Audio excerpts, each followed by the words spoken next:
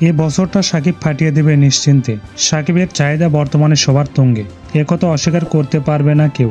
সাকিবের পাইপলাইনে আটকে পড়ে আছে অনেকগুলো বিগ বাজেটের সিনেমা। তার ভেতরে বেশি হাইপ তোলা সিনেমা অনন্য মামুনের দরদ। দরদ সিনেমা নিয়ে কাজ করছেন বলে জানিয়েছেন অনন্য মামুন। তবে সাকিবের দরদ সিনেমা হচ্ছে, যদিও দেরি হচ্ছে।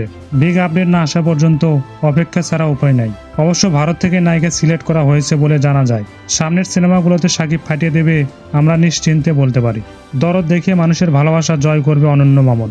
2024 সালে ঈদ উল ফিতরে রাজকুমার ছবি দিয়ে আবারও সিনেমা হলে ঝড় তুলবে হিমেল আশরাফ। তার সাথে রায়ান রাফি সাকিবের সাথে নাম না হওয়া আরেক সিনেমায় অ্যাকশন সিনেমা বানিয়ে চমক দিবেন তিনি। তরুণ প্রজন্মের প্রযোজকদের দ্বারাই সিনেমা হলের আগের দিন আসতে যাচ্ছে।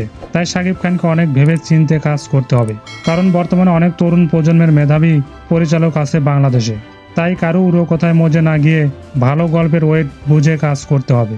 এক ঝাঁক তরুণ ডিরেক্টরের মাধ্যমে ফিরে আসুক আগের দিনের আমেজ।